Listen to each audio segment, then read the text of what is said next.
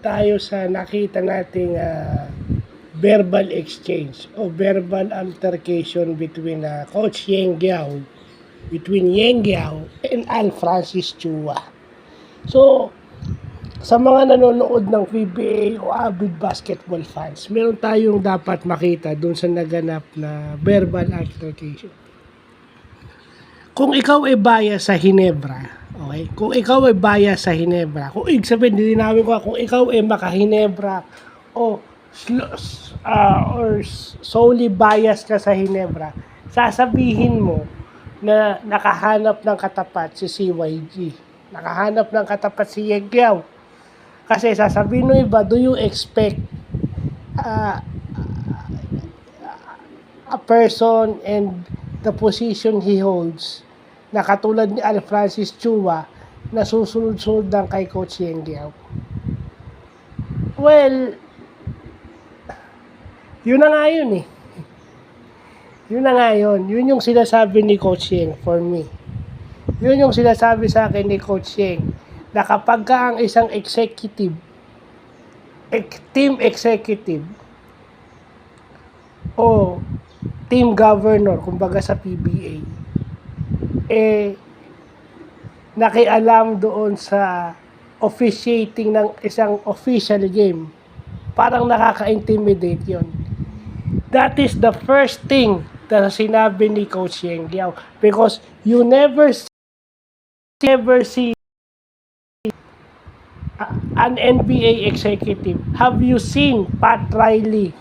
Have you seen Pat Riley? Have you seen Jerry West complain about officiating in an actual NBA game? Siguro sa press, pag in-interview sila ng press yun, pero yung actual game na kinakausap yung referee, no. Diba? Sinasabi nga ng mga coaches sa mga players hayaan nyo akong magreklamo, hayaan nyo akong ma-technical, hayaan nyo akong ma-warningan. Kung mato-thrown out ako, sige, okay lang. Trabaho ng coach yon.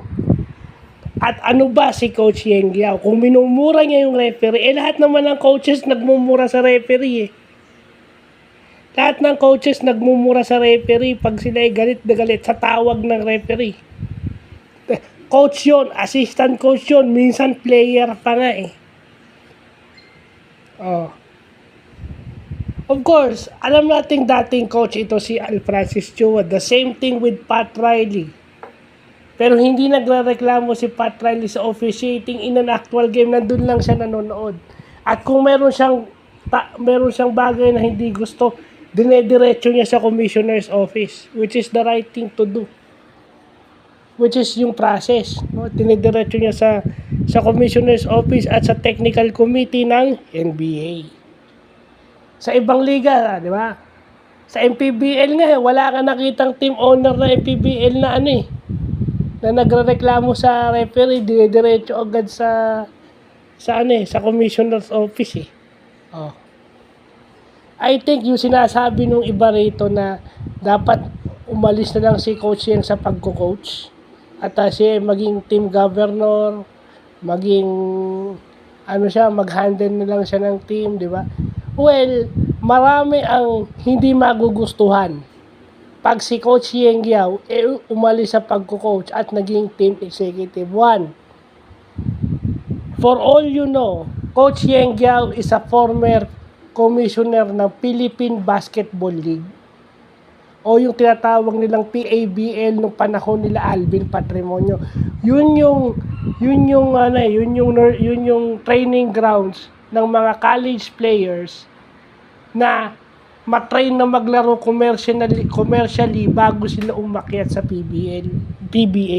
Bago sila madraft, nag-PBL muna sila. Yan, si RDO, si Yancy, sila Johnny A, sila Coach Olsen, lahat yan dumaan sa PBL na PABL pa noon that time.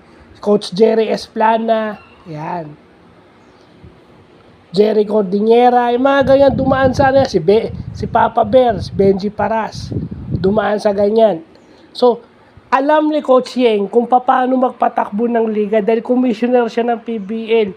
And if one thing is to be very sure, dating congressman dating member ng House of Representatives si Coach Yeng. He knows a thing or two about legislation dahil dati siyang congressman ng Pampanga. Dati siyang representative ng Pampanga sa Congress. Kaya nga maraming hindi magkakagusto na kung si Coach Yeng ay maging team executive. Why? Titirahin niya lahat na nakita niyang kadayaan. Sa mga podcast niya, sinasabi niya yung opinion niya. Yung mga maling palakad ngayon sa PBA. Oh.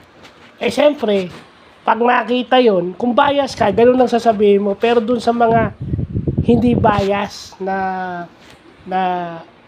tao o mga fan, sasabihin nilang tama si CYG. Diba? Kung credentials lang ang pag-uusapan, mas maraming alam to si Coach Yeng. Alam niya kung paano magpatakbo ng league in terms of legislation, meron siyang background. At naging ano ata rin to naging vice governor din ata ito, naging nasa LGU din ata ito si Coach Yeng ng Pampanga once in his life. So meron siyang alam sa management. Alam niya magpalakad ng tao. Although yung personality niya sa coach medyo fiery. Ibig sabihin kasi, di ba? Sabi nga ni Ryan Aranye, sabi nga ni Ryan Aranye, kahit nga import, hindi maka-ano kay Coach Yeng. Kasi kung kahit import, pang nabuisit kay Coach Yeng, baka sinapak si Coach Yeng nakipagsuntukan kay Coach Yeng, pero hindi.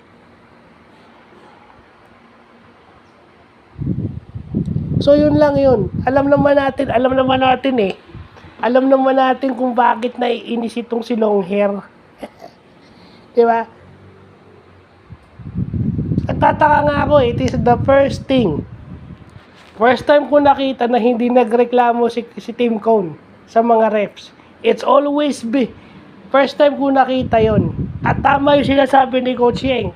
Kasi pag tinakot mo yung referee, baka ma-determine nun yung tawag sa series dahil tinatakot mo eh.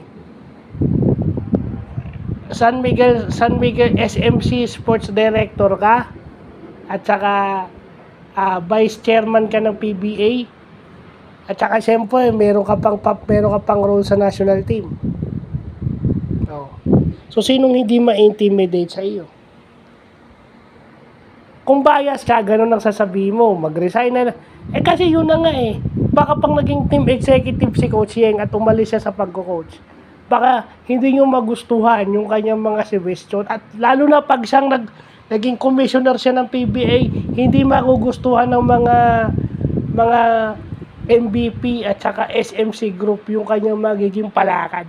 Dahil ito si Coach Yeng yung tipo na taong hindi nyo makokontrol.